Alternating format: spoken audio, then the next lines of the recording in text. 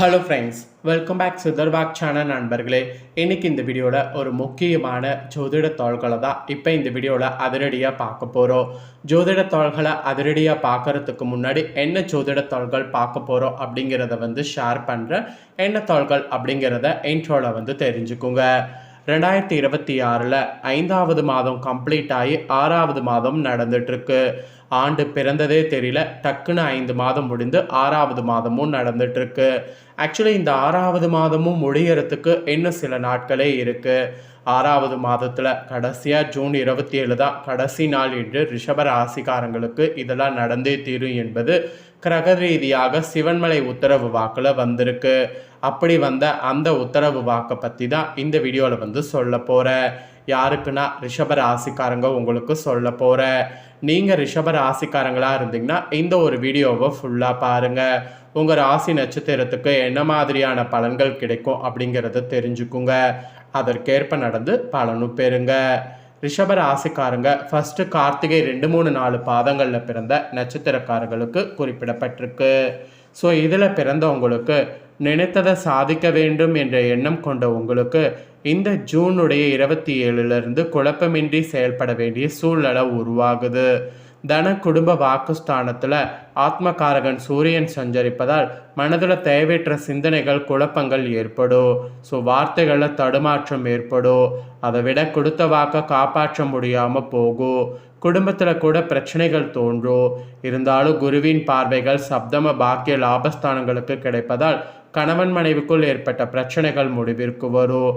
அதோடு திருமண வயதினருக்கு வரனானது அமையும். சொந்த வீடு வாகனம் என்ற கனவு நனவாகும். செய்து வரக்கூடிய தொழில் வளர்ச்சி அடைய முடியும். லாபம் அதிகரிக்கும். வரவேண்டிய பணம் வரும். எதிர்பார்த்த ஒப்பந்தங்கள் கிடைக்கும். புதிய தொழில் தொடங்கக்கூடிய முயற்சி வெற்றியாகும். உறவினர்கள் வகையில் ஆதரவு அதிகரிக்கும். பழைய கடன்களை அடைத்து நிம்மதி காண முடியும். மாணவர்களுக்கு கூட மனம் தெளிவாகும். விவசாயிகள்லாம் ரொம்ப கவனமாக செயல்படுவது நன்மை அளிக்கும். பெண்கள் குடும்பத்தினரை அனுசரித்து செல்வது அவசியம். வாழ்க்கை துணையை இழந்தவர்களுக்கு, கருத்து வேறுபாட்டால் பிரிந்தவர்களுக்கு மறுமணத்திற்குரிய வாய்ப்புகள் வரும். மனதில் இருந்த குழப்பங்கள் விலகும். அதனால் இந்த டைம் உங்களுக்கு கொஞ்சம் கவனமாக இருக்க வேண்டும். உங்களுக்கு சந்திராஷ்டமம் பார்த்திங்கன்னா ஜூன் 27. அதனால் நீங்கள் அன்னைக்கு நடராஜரை வழிபட்டிங்கன்னா வாழ்வில் நன்மை உண்டாகும். அதனால் ரிஷபராசி இந்த நட்சத்திரத்தில் பிறந்தவங்க இந்த வழிபாடை செய்து பயன்பெறுங்க. நெக்ஸ்ட்டு ரோகிணியில் பிறந்த ரிஷபராசிக்கு குறிப்பிடப்பட்டிருக்கு. பிறப்பின் பயனை அடைய வேண்டும், வாழ்வின் உயர்ந்த இடத்தை தொட வேண்டும் என்ற நோக்கத்தோடு வாழ்ந்து வரக்கூடிய உங்களுக்கு ஜூன் 27 அதிர்ஷ்டமாக இருக்க போது. உங்களுக்கு தர்ம கார்பதிமணியான சனி பகவான் லாபஸ்தானத்தில் சஞ்சரிப்பதால் வியாபாரம் மற்றும் தொழிலில் இருந்த நெருக்கடிகள் விலகும். வருமானங்கிறது அதிகரிக்கும். உத்தியோகத்தில் ஏற்பட்ட பிரச்சனைகள் முடிவிற்கு வரும். வெளிநாட்டில் வேலை பார்த்து வருபவர்களுக்கு ஏற்பட்ட பயம் போகும். புதிய தொழில் தொடங்கக்கூடிய முயற்சி வெற்றியாகும். பொது வாழ்க்கையில் ஈடுபட்டோர்களுக்கு உங்களுடைய நிலையில் முன்னேற்றம் ஏற்படும். குரு பார்வையும் லாபஸ்தானத்திற்கு கிடைப்பதால் தடைப்பட்டிருந்த வேலைகள் நடந்தேறும். சேமிப்பும் வசதி வாய்ப்புகளும் அதிகரிக்கும். குடும்பத்தில் இருந்த போராட்ட நிலை விலகி நிம்மதிங்கிறது உண்டாகும். நண்பர்களோடு ஏற்பட்ட கருத்து வேறுபாடு விலகும். மெயினாக கூட்டு தொழில் லாபம் தரும். விஐபிகள் ஆதரவு கிடைக்கும். திருமண வயதினருக்கு பிடித்தமான வரன் வரும். அதுவும் ஜூன் 27 முதல் ராசிக்குள் உங்கள் விரையாதிபதி செவ்வாய் சஞ்சரிப்பதால் செலவுகளில் கவனம் தேவை. முடிந்தவரை அவசர முடிவுகளை தவிர்ப்பது நன்மையாகும்.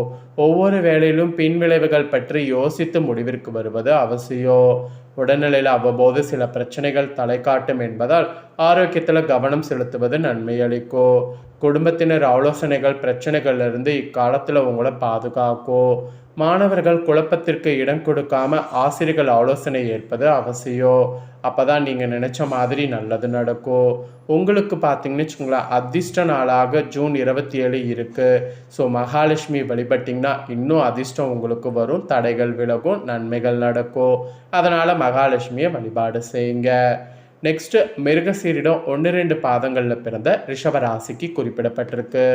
இதில் பிறந்தவங்களுக்கு என்ன பலன்கிறத வாங்க பார்க்கலாம். வேகமும் விவேகமும் கொண்ட உங்களுக்கு இந்த ஜூன் 27 திட்டமிட்டு செயல்பட வேண்டியது அவசியம்.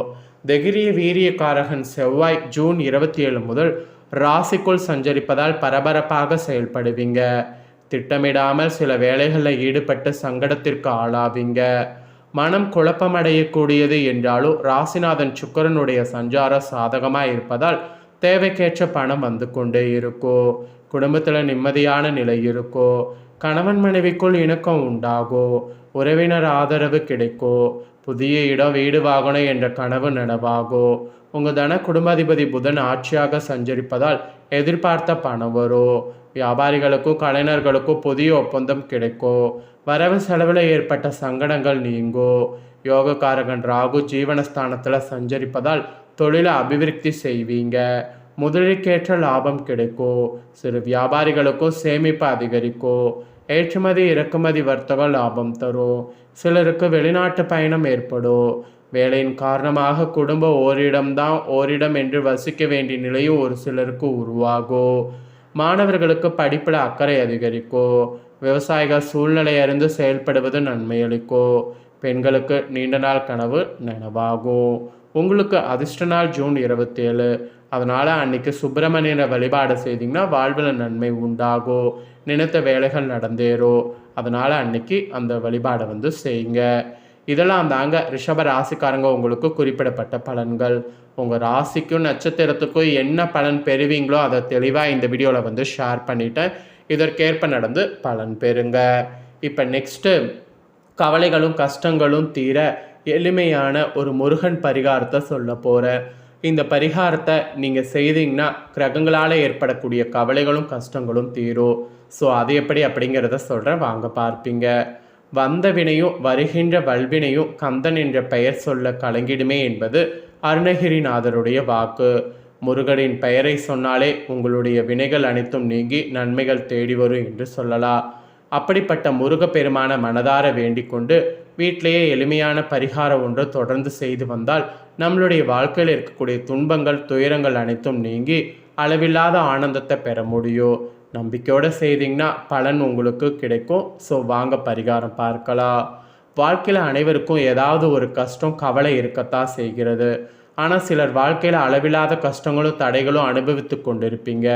அப்படி தீராத கஷ்டத்தில் தவிக்கவங்க உங்களின் பிரச்சனைகள் தீர வழி கிடைக்காத என திண்டாடி கொண்டிருக்கக்கூடிய உங்களுக்கு கை கொடுக்கக்கூடிய மிக அற்புதமான முருக மந்திரமும் சக்தி வாய்ந்த அதே சமயம் மிக எளிமையான பரிகாரம் இது.